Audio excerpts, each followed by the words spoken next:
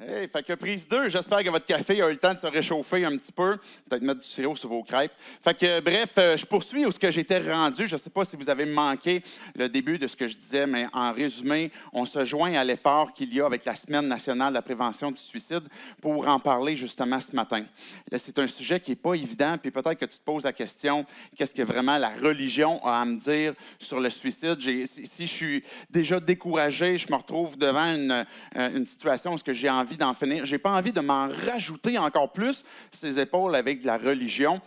Et puis, tu as peut-être cette objection-là aussi où ce que tu te dis, ben moi, j'ai entendu souvent comme quoi que, ben tu sais, si les gens qui se suicident, ils vont directement en enfer. C'est comme un péché qui est impardonnable. Fait que j'écouterai pas plus loin que ce que vous avez à dire là-dessus parce que vous allez juste chercher peut-être à me culpabiliser pour me dire, je m'en vais direct en enfer si je pêche, si je fais ce péché impardonnable qui est le suicide.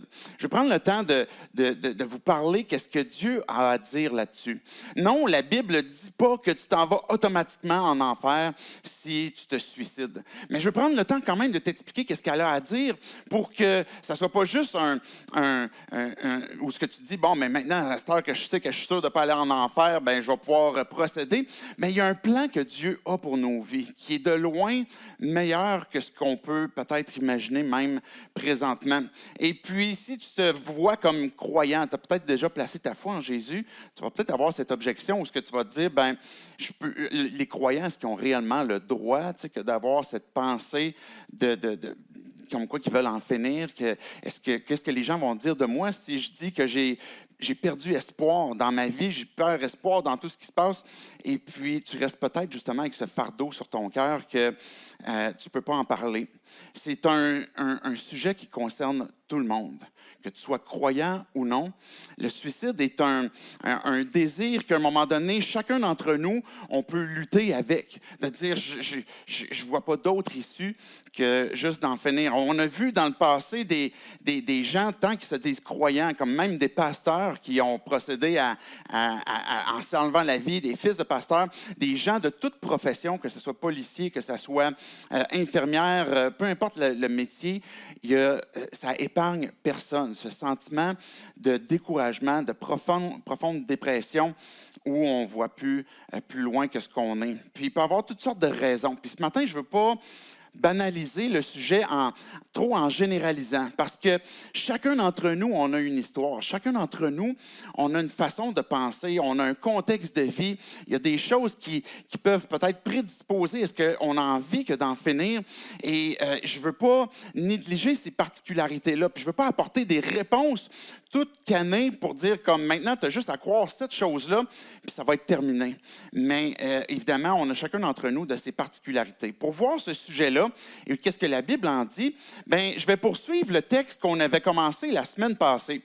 On avait vu la semaine passée qu'il y avait un apôtre, qui est l'apôtre Paul, et puis qui avait rencontré une femme qui était Lydie, et puis qu'il avait partagé l'Évangile. Cette femme-là avait cru en Jésus. Il y avait l'histoire aussi d'une jeune esclave qui était possédée par un démon et puis que Paul a libéré. Et tout de suite après, la suite de l'histoire, dans le fond, ce qui arrive, c'est que les gens de la ville sont fâchés après Paul parce qu'ils ont chassé le démon qui permettait de prédire l'avenir. Ce démon qui était chez la jeune esclave et puis que maintenant, elle avait plus cette espèce de don-là de pouvoir prédire l'avenir. Fait que là, les gens de la ville se sont fâchés et puis en ont voulu à Paul, son compagnon Silas, et puis ils ont dit maintenant, on vous envoie en prison. Ils ont fait battre, ils ont été fouettés, ils ont reçu des coups, puis ils se sont retrouvés finalement en prison.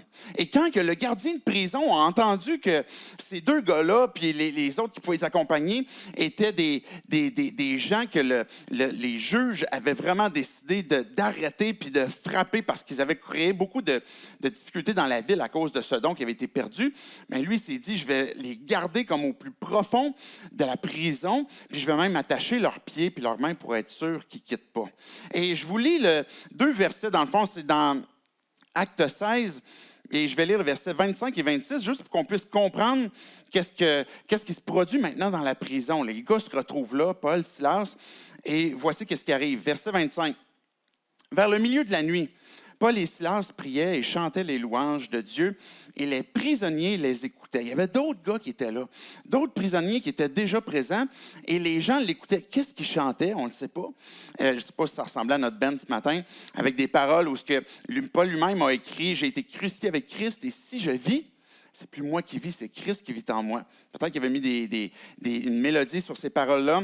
Et verset 26 va dire, tout à coup, il y eut un tremblement de terre si violent que les fondations de la prison ont été ébranlées. Et toutes les portes se sont immédiatement ouvertes et les liens de tous les prisonniers ont été détachés. Il arrive un tremblement de terre au moment où Paul est en train de chanter. Et là, les portes s'ouvrent. Les liens se détachent et les prisonniers sont libres. Ça dit dans le texte qu'il y en avait d'autres prisonniers qui étaient là, mais même les autres prisonniers qui étaient là, eux aussi se sont trouvés complètement libres. Qu'est-ce que vous auriez fait? C'est sûr que moi, ce que j'aurais fait, c'est comme « Hey, quel beau clin d'œil! Salut tout le monde, moi je m'en vais de site et puis c'est terminé, puis je prends les jambes à mon cou, je me sauve de la prison. » Je suis à peu près certain que la forte majorité de nous, c'est ce qu'on aurait fait. Mais Paul et Silas et tous les autres prisonniers qui étaient là n'ont pas agi de cette façon-là. Puis je vais faire la suite du texte, les 2 prochains versets, pour qu'on voit qu'est-ce qui s'est passé avec le gardien de prison. Lorsque le gardien de prison s'est réveillé, il dormait sur la job, ça a l'air, il s'est réveillé, a vu les portes de la prison ouvertes, il tire son épée, est prêt à se tuer car il croyait que les prisonniers s'étaient enfuis. Mais Paul a crié d'une voix forte, « Fais pas ça! Fais pas de mal! Fais-toi pas de mal, car nous sommes tous ici. » Le gars, il se retrouve finalement, il se réveille, les portes sont ouvertes, puis là, il se dit là, c'est clair que, je pense qu'on dirait en québécois, je suis dans le fumier. Peut-être une autre expression, on aurait dit. Le gars, il n'a pas d'issue possible. Il est face à une impasse. Qu'est-ce qui va arriver? Qu'est-ce qu'on va dire de lui? Qu'est-ce que ses responsables, ses boss vont vouloir lui faire? Alors le gars, il prend son épée pour se suicider finalement. Il se retrouve devant cette impasse comme quoi il a fait une erreur et puis il est désespéré. On peut se retrouver devant une impasse, chacun d'entre nous, et de contextes différents, puis on peut se retrouver complètement découragé. Peut-être qu'il s'est dit, c'est quoi que les gens vont dire de moi après? Tu sais, j'ai été le gars qui a perdu les prisonniers que je devais garder. Qu'est-ce qu'on va dire de ma famille, mes proches? Qu'est-ce qu'on va me faire subir? C'est certain qu'on va me tuer. Fait que je suis aussi bien de me tuer moi-même. Et peut-être qu'il ne s'imaginait pas vivre avec la honte d'avoir manqué à ce qu'il devait faire, de vivre avec la honte de son incompétence, et il est prêt à passer à l'acte. On a l'impression que c'est quelque chose d'impulsif, mais on ne le sait pas. Ça fait peut-être un certain temps où il le sait que dans sa tête, il a peut-être déjà entendu parler de d'autres prisons, d'autres gardiens qui se sont fait tuer ou peut-être qu'il y a eu des conséquences. Fait qu'il y a déjà peut-être des prédispositions. On ne sait pas comment est-ce que ça a été impulsif ou c'était déjà quelque chose qu'il avait prévu si ça lui arrivait, mais il ne voyait pas d'autre issue. Et Paul et Silas, ils se dépêchent à réagir au moment où le gars est prêt à se suicider, puis il dit « Fais pas ça. On est encore là. On est resté là. » Pourquoi est-ce que Paul et Silas, les autres prisonniers, sont restés là? Comment ça se fait que ces gars-là n'ont pas décidé de partir comme ce que je suis sûr chacun d'entre nous, on aurait voulu faire, puis se sauver? Il me semble que ça aurait été comme la belle opportunité. Mais une autre chose que je suis convaincu, c'est que c'était par amour. Certainement que Paul a dû comprendre comme quoi que la vie d'un homme est en danger. Les portes sont ouvertes, les liens sont tombés, et je sais que la vie de ce gars-là est en danger si on se sauve tous. Et puis, je suis convaincu que s'il restait là, c'était à cause qu'il a aimé ce gardien-là, même si c'était peut-être son bourreau. On ne sait pas c'est qui a frappé les prisonniers parce qu'ils ont été fouettés, frappés, à un point qu'il y avait même des blessures. Et puis, est-ce que ça a été lui? En tout cas, du moins, on sait que c'est lui qui les gardait. Mais il a vu que la vie d'un homme était en danger. Cet homme-là, qui pouvait vraiment le comprendre? Qui pouvait comprendre son fardeau? Qui pouvait comprendre la pression qui était sur lui? Qui supportait ça, à garder ses prisonniers-là? On a chacun notre contexte où on a l'impression que les gens ne pourront pas nous comprendre. Les gens ne pourront pas comprendre le fardeau que j'ai. Ils ne pourront pas comprendre que ce que je vis me fait mal. Est-ce que les gens vont pouvoir comprendre la souffrance que je suis en train de porter? Présentement, je sais que certains d'entre vous, vous êtes des entrepreneurs. Plusieurs d'entre vous avez mis votre argent, avez sacrifié énormément, et puis vous avez l'impression que vous êtes en train de tout perdre. Et puis, vous êtes peut-être dans cette période de désespoir. Peut-être que vous êtes proche de penser au suicide. Peut-être que vous êtes plutôt dans un processus où le découragement est de plus en plus croissant, mais tu es en train de perdre. Tu es en train de perdre peut-être ta motivation même pour la vie. Peut-être de perdre ton énergie ou ce que tu sens que tu n'as plus l'énergie. Tu n'as plus le goût, le pouvoir que de reprendre les choses en main. Peut-être que tes parents, tu as des enfants et puis que tu te dis, je ne peux pas parler de ce qui m'habite à cause de la souffrance que je vis, par exemple, peut-être au travail, ou de la souffrance que je porte parce que je suis monoparental, j'ai de la difficulté à prendre soin de mes enfants. Et tu ne peux pas partager cette souffrance-là parce que tu ne veux pas le faire porter à tes enfants. Je sais que plusieurs d'entre nous, vous êtes des parents. Et puis, vous portez vous vous sentez isolé, vous sentez que vous êtes seul et puis que vous oseriez peut-être jamais en parler. Peut-être des papas ou ce que vous ne voulez pas faire sentir justement à votre conjointe ou à vos enfants, ce fardeau que vous êtes en train de porter. Peut-être que vous êtes adolescent ou peut-être que vous êtes étudiant, vous avez l'impression que vos projets de vie n'avancent pas, que ça piétine actuellement. Vous avez l'impression que vous faites face à une impasse, que ça va débloquer quand puis comment. Et j'ai l'impression que j'ai plein d'amis, mais en même temps, j'ai l'impression qu'ils ne sont pas là. Je ne sais pas à qui en parler. J'ai l'impression que plus le temps avance, plus je me retrouve seul à porter ce poids-là. Il n'y a personne avec qui en parler. Peut-être que c'est à cause d'une rupture amoureuse ou peut-être parce que tu n'arrives pas justement à développer cette relation avec une personne que tu pourrais être en couple et tu te sens, les relations sont difficiles, les relations sont pénibles. Peut-être que tu te sens isolé, peut-être que tu te vois comme une personne où tes enfants sont grands, sont partis, tu as peut-être même des petits-enfants et tu vis aussi cette solitude puis que tu n'oses pas parler, ce fardeau. Comme ce gars, ce gardien de prison-là, il a fait face à une impasse. Qu'est-ce que je vais arriver? Qu'est-ce qui va arriver de ma peau? Qu'est-ce qui va arriver de mes proches? Les gars sont partis, je me suicide. Et des fois, on a l'impression que la seule issue pourrait peut-être être ça, que d'en finir. Si ce gars-là a fait face à une impasse, comme ce que nous, on peut faire face aussi à une impasse, ce gars-là a fait face à l'amour. Regardez le verset 29 à 32 que je vais poursuivre la lecture.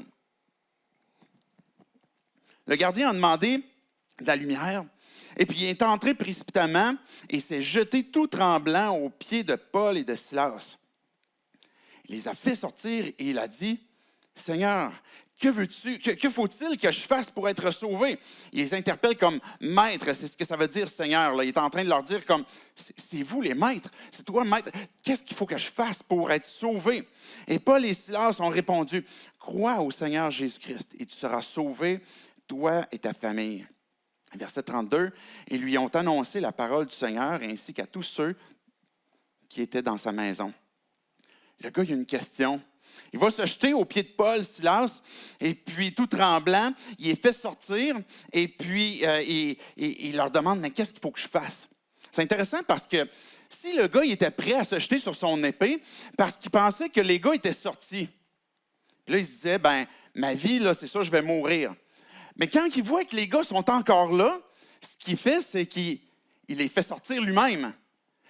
Qu'est-ce qui s'est passé dans son esprit à ce moment-là pour qu'il ait vu son impasse comme quoi que si les gars sont sortis, ma vie est finie, et que finalement, il voit que les gars sont encore là et que de lui-même, il décide de les faire sortir. Sa perspective a changé. Il a vu quelque chose qui était différent. Je suis convaincu chez Paul, chez Silas, comme je disais tantôt, qu'il l'a aimé. Il s'est senti il a fait face à des gars qui étaient intéressés par lui, qui voulaient son bien, ou ce qu'ils l'ont arrêté pour pas qu'il commette l'irréparable. Ce gars-là a vu un miracle, c'est certain. Il a vu un miracle où il y a eu un tremblement de terre, les portes sont ouvertes, puis les chaînes sont tombées aussi. Et puis peut-être que tu te dis, je suis au point où moi aussi j'ai besoin d'un miracle. Et Dieu, c'est sa business. Il est spécialisé là-dedans. Peut-être que tu n'as jamais osé croire. Peut-être que tu n'as jamais voulu savoir plus sur Jésus. Peut-être que tu as l'impression que ton style de vie t'éloigne trop de ce que Jésus pourrait être, de ce que le Dieu de la Bible peut vouloir pour toi.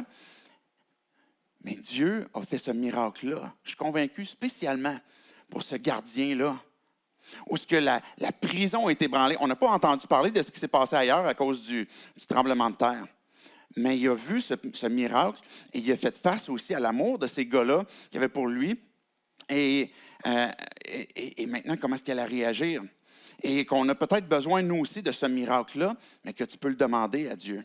Mais la question, c'est qu'est-ce que je dois faire pour être sauvé? Qu'est-ce que je dois faire pour vivre? Qu'est-ce que je dois faire pour que ma vie devienne différente? Comme ce que peut-être ces prisonniers-là sont en train de vivre. Paul et Silas qui sont en train de partager un message à une femme, par exemple, à une jeune fille qui a été libérée d'un démon. Ils sont en train de chanter dans la prison, puis on n'avait jamais vu ça encore avant. Et puis les autres prisonniers, eux-mêmes, ne se sont pas sauvés quand les portes se sont ouvertes. C'est quoi qu'ils ont entendu? C'est quoi que ce gardien de prison a entendu? C'est sur quelle tune il s'est endormi, finalement, quand il n'écoutait Paul et Silas chanter? Pour qu'il pose la question, qu'est-ce que je dois faire pour être sauvé? Et la question est pertinente, puis peut-être que tu te poses la question aussi. Et ce qui s'est fait répondre, c'est crois au Seigneur Jésus et tu seras sauvé. Les gars n'ont pas répondu, bien maintenant, tu vas aller marcher à genoux pour monter les marches de telle église, puis quand tu vas avoir suffisamment souffert, peut-être que tu vas être digne de Dieu. Ils n'ont pas dit, bien là, OK, il faut que tu arrêtes de sacrer. À partir du moment que tu vas arrêter de sacrer, là, tu vas attirer peut-être les bonnes grâces de Dieu. Ou bien, bien là, commence à lire ta Bible. Comme, il faut que tu pries, puis il faut que tu rendes ta vie un peu meilleure, puis après ça, tu as des chances peut-être d'être sauvé. Ce qu'ils ont répondu, c'est crois. De croire. C'est peut-être un point dans ta vie où que ce qui te reste, c'est mais Dieu, j'ai besoin d'un miracle. Puis, je suis prêt à faire confiance. Je suis prêt à faire un pas. Peut-être que tu n'es pas prêt à faire le saut pour dire, OK, maintenant, je deviens croyant, je deviens un chrétien. Puis peut-être que tu es prêt à ça aussi. Mais peut-être que tu es prêt à faire un pas de foi. Où ce que tu dis à Dieu, bien, Dieu, je veux voir qu'est-ce que tu as à faire pour ma vie. Si je fais face à ton amour, si je crois ce que tu me dis, puis que tu m'aimes d'un amour infini, bien, fais-lui confiance maintenant. Et regarde qu'est-ce que Dieu, peut-être qu'il te demande. L'idée de croire implique aussi de dire à Dieu, de confesser. De dire à Dieu ce que tu es prêt à croire, ce que tu as besoin de lui. Tu n'as pas besoin de faire ça avec plein de complications. Mais tu peux lui crier, tu peux le supplier, tu peux lui demander d'intervenir. Et puis, que si tu es prêt à placer ta foi en lui. Mais tu le dis, tu le confesses. Le gars, à la fin de l'histoire, il est baptisé, lui et sa famille, parce qu'ils ont entendu cette parole-là. Et quand on est baptisé, c'est cette idée où, oui, il y a l'image où on est couché dans l'eau puis qu'on est ressorti de l'eau, où on est mort et ressuscité avec Christ, mais il y a dans le baptême aussi la confession où ce que je suis en train de dire, je place ma foi en Jésus et puis je veux croire parce que je reconnais que j'ai besoin d'être sauvé. Je reconnais que l'impasse que j'ai faite face, l'impasse qui est en train de me mener où ce que je suis profondément découragé, puis j'ai envie d'en finir, qui est en train de me pointer il y a un gap devant moi. Il y a ce vide devant moi que je vois. Il n'y a aucune façon de s'en sortir. Et puis, j'ai besoin que Dieu, tu interviennes.